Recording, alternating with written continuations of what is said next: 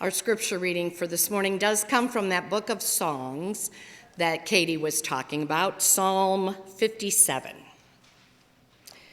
Be merciful to me, O God, be merciful to me, for in you my soul takes refuge. In the shadow of your wings I will take refuge until the destroying storms pass by. I cry to God Most High, to God who fulfills his purpose for me. He will send from heaven and save me. He will put to shame those who trample on me. God will send forth his steadfast love and his faithfulness. I lie down among lions that greedily devour human prey. Their teeth are spears and arrows, their tongues sharp swords. Be exalted, O God, above the heavens. Let your glory be over all the earth. They set a net for my steps. My soul was bowed down. They dug a pit in my path, but they have fallen into it themselves. My heart is steadfast, O God. My heart is steadfast. I will sing and make melody. Awake, my soul. Awake, O harp and lyre. I will awake in the dawn. I will give thanks to you, O Lord, among the peoples. I will sing praises to you among the nations, for your steadfast love is as high as the heavens. Your faithfulness extends as the clouds. Be exalted, O God, above the heavens. Let your glory be over all the earth. The word of the Lord. Thanks be to God. Well, good morning. It's great to see you all here. Today we are continuing our God and Art series, and we are talking about God in music. And I'm sure this is going to be a revolutionary concept for you that you can find God in music, right? You all never knew that before, me bringing it up this morning. But the fact is that I think that everybody in here at some point or another has experienced God in music. You found God's presence in music that you listen to, and I hope that with all the variety of wonderful music that we offer here at the church, that at some point you have felt closer to God as a result of the music that has been presented in this sanctuary. But even if you haven't, I'm sure that you have felt God's presence in other venues in your life. Is that true? Would you agree with me on that? Okay.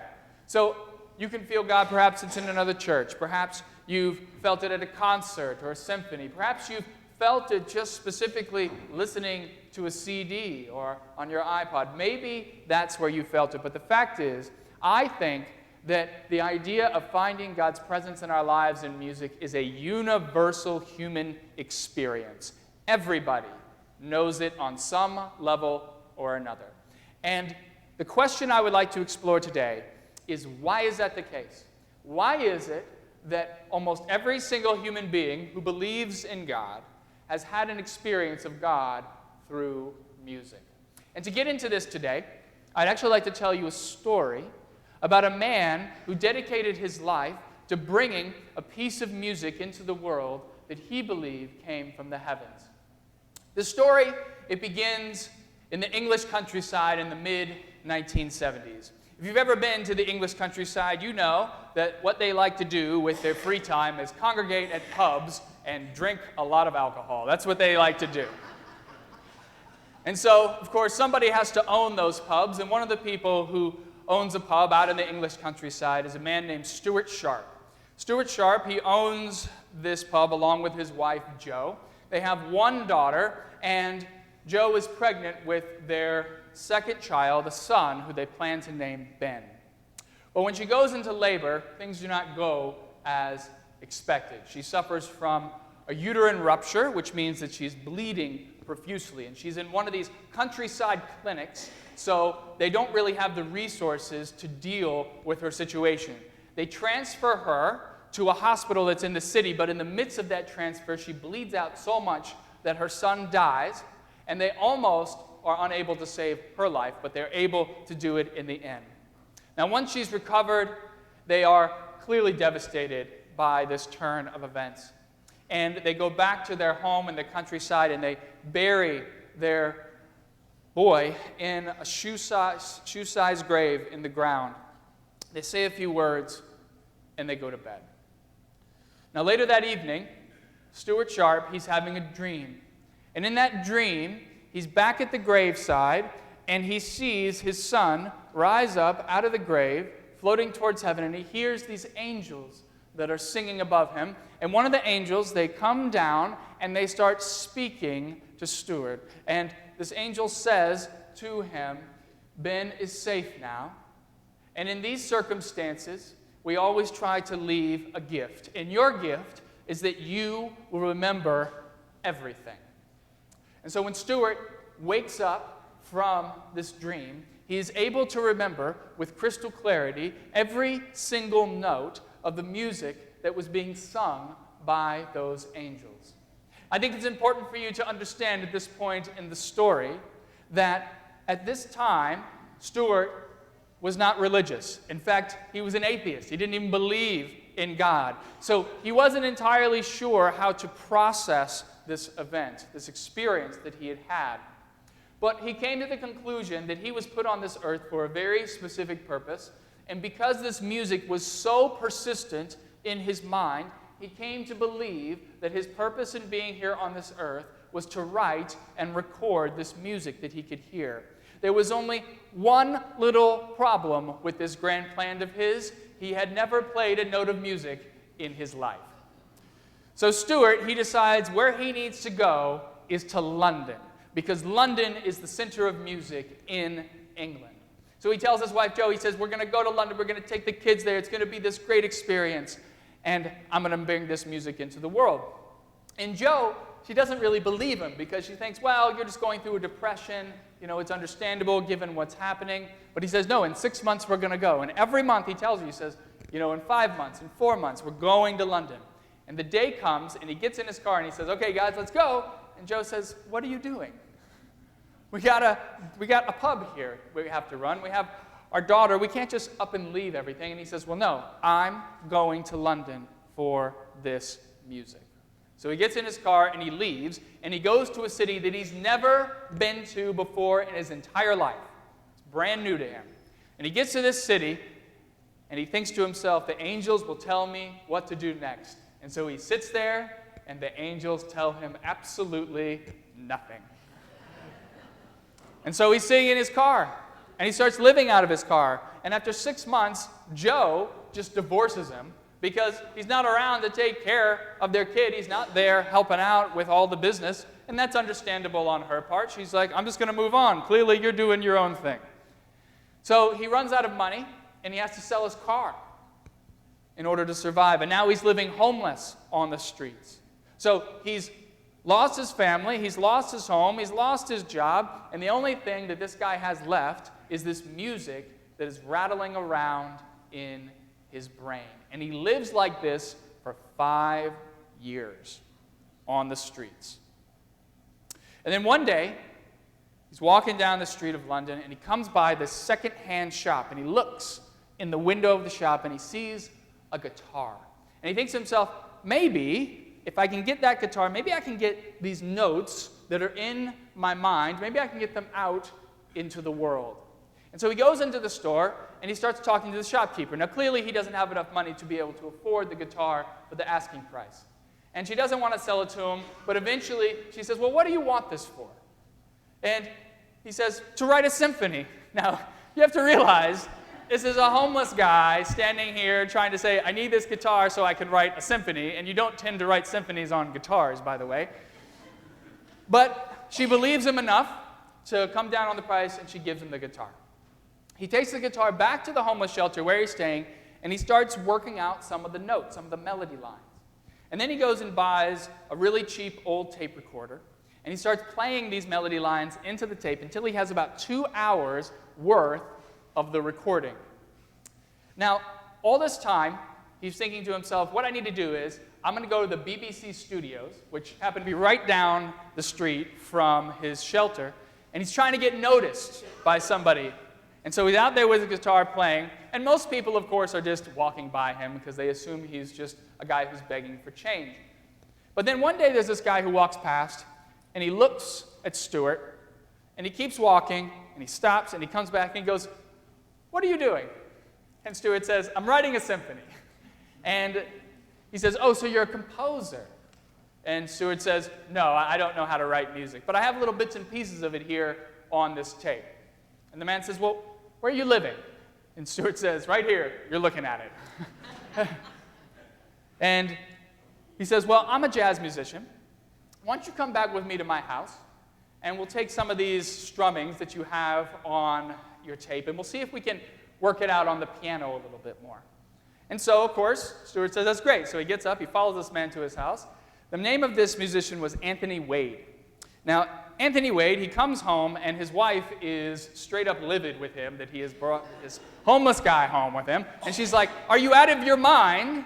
We have a newborn baby, and you're bringing this guy in. He could be a murderer for all we know. And he says, just don't worry about it. It's going to be fine. Make him a bowl of soup. He'll be gone in a couple of hours. Well, that couple of hours, it turns into 6 weeks that he stays with Anthony Wade. And after that 6-week time period, they've scored the entire symphony. And Anthony, he turns to Stewart after they finish the whole thing, and he says, I want you to know that this is good. This is really good. In fact, it deserves to be played by the London Philharmonia Orchestra. And even more than that, this is going to make you famous. Now, Stewart, you can imagine how overjoyed he was, because he doesn't know anything about music.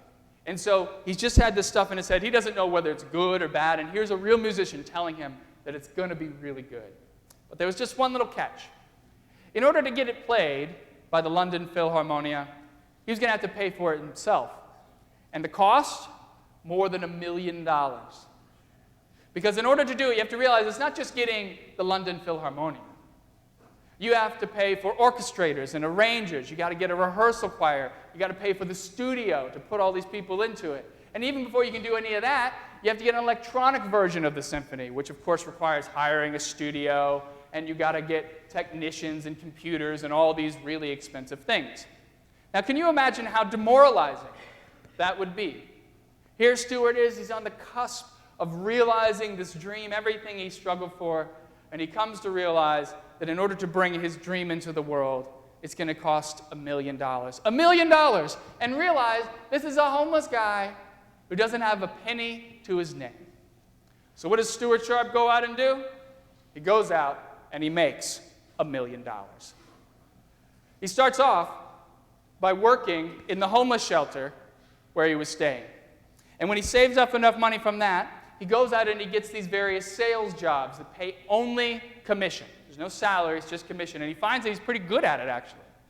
And then, after he's saved up enough money from that, he starts buying and flipping houses until he's bought and flipped enough houses that he has $1 million. It took him 15 years to do this. And then he goes back to Anthony Wade's house, he knocks on the door, and he says, okay, I did what you said, I got $1 million, let's go make some music. And Anthony Wade is standing here staring at him like, is this the same guy from 15 years earlier? He can't even believe it. And he actually had to show him his bank statement to prove to him that he wasn't trying to pull one over on him. And he says, okay, let's go do it. And so they go and they create the electronic version of the symphony. It takes them working every day for 5 years to make this thing. And finally, the day has come. He's got a meeting with the conductor of the London Philharmonia Orchestra, a man by the name of Alan Wilson. And so he goes and he sees Alan Wilson. He tells him the whole story from front to end. And you know what Alan Wilson says? Thanks, but no thanks. Even if you have the money, the London Philharmonia is not going to play a piece written by a homeless man with no musical ability. Now you have to realize Stewart was crushed by this because he had handed him the score and the electronic version, right, the tape of it, and he wasn't even going to listen to it. Wasn't even going to listen to it. But Stewart, he was used to this kind of rejection, and so he just got up and went back to the jobs that he'd been working 5 years earlier. Well, a few weeks later, he gets a call on the phone from Alan Wilson. And Alan is actually crying on the other end of the line. And he says, Stewart, I have to tell you, this is nothing short of amazing. And your music absolutely deserves to be played by the London Philharmonia. I am so sorry that I dismissed you before, but I just didn't think that it was possible for someone with no musical ability to write something this beautiful. And so from there, Stewart has to go back. He rescores the entire symphony to make it fit into all these people who are going to be doing it with the London Philharmonia. And then he's got to book the orchestra years in advance. And then one day, Alan Wilson calls and says, the London Philharmonia is now ready to perform your symphony. And so they all get together in this huge recording studio in London. They're packing 80 musicians into this room. And all the musicians, they're tuning their instruments. The choir is warming up. And Stewart is wondering, is this going to sound anything like what I heard in my head some 30 years earlier? Remember, it's 30 years of time. 3 decades have passed between when this originally happened and now. And then the conductor stands up, he raises his wand, and the orchestra begins to play. And Stewart says that when the choir comes in, he can't tell the difference between the music that's in his head and the music that's being played in the room. That's how exact it is. And when it was all said and done, when the recording had been finished, the members of the orchestra, the choir, they stood up and they gave Stewart a standing ovation. And Alan Wilson is quoted as saying, "I have to admit, I was shocked. I have never seen any orchestra anywhere in the world give any composer an ovation like that before." Stewart Sharp named his piece of music the Angeli Symphony. Now, why have I told you this story? Well, first of all, it's an amazing story, is it not? All right. It's 100% true, too, by the way. But the other reason why I've told you this story is because I think this story points to a reality that we all know to be true, but we may not have been able to articulate before. I believe that inside of every single person, there is a tune or a piece of music that is playing inside of our souls. Indeed, I believe that that music is different for every single person in the world. Now, I want to be clear about this. I'm not saying that every person has a favorite song that they like to listen to. That's different. It's not the favorite song that you have by your favorite artist that you listen to on your iPod or on the radio. No. I'm saying that in every single person, within his or her soul, there is this music that is playing. And I believe that this music is a connection with the divine.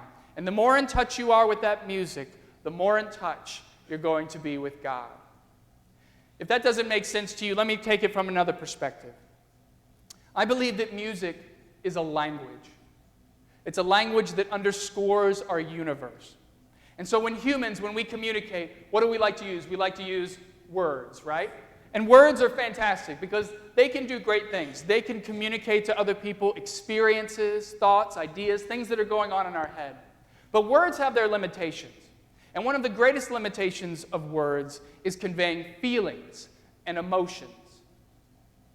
The fact is that if I get up here and I tell you how I feel, the emotions that are going on, that's probably not going to do it for you.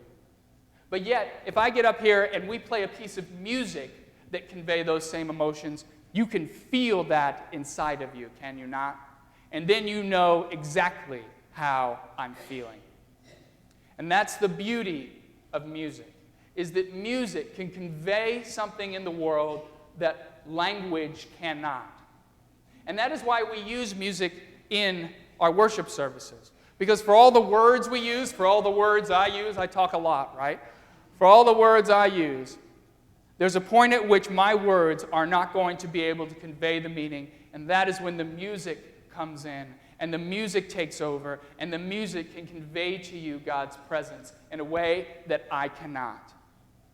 And I think the reason why this happens, why we are able to feel God's presence in music, is because when you hear the right piece of music, it resonates with that music that exists inside of your soul, and it is as if for a brief moment, the internal world of that music playing inside of you and the external world of that music that you're hearing become one.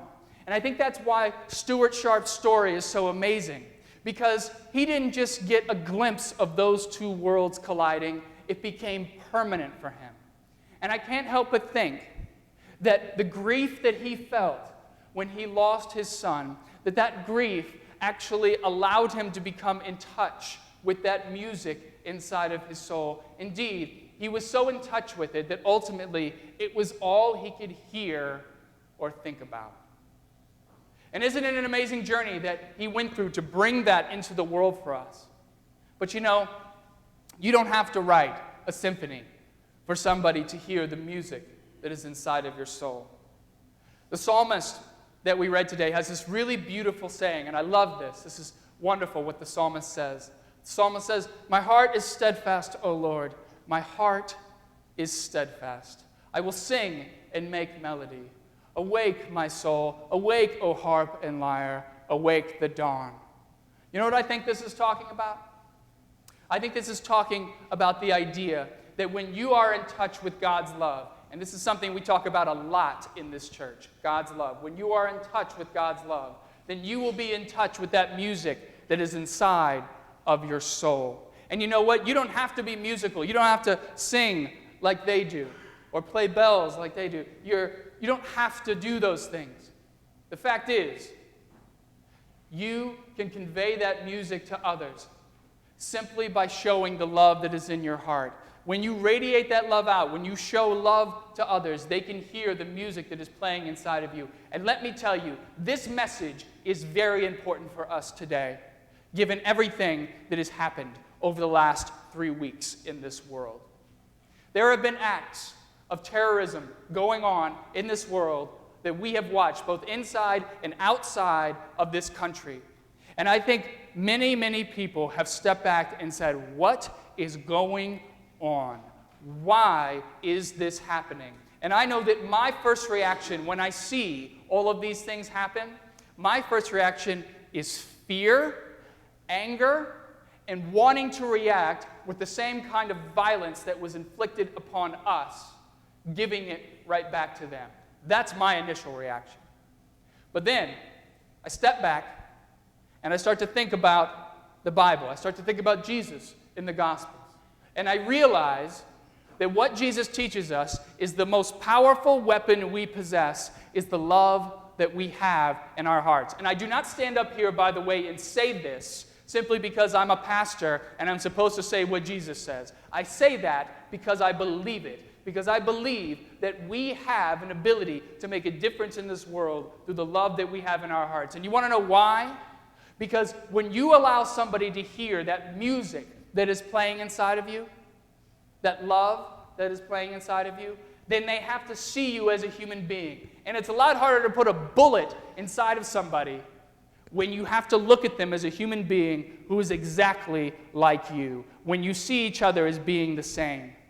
It is a hard thing to do to live up to Jesus' expectations for our lives. But I do believe, and I have seen again and again throughout history, that when you invest in love, when you invest in loving your enemy, when you invest in turning the other cheek, when you do those things, that at first it is really challenging, but in the long run, it does win.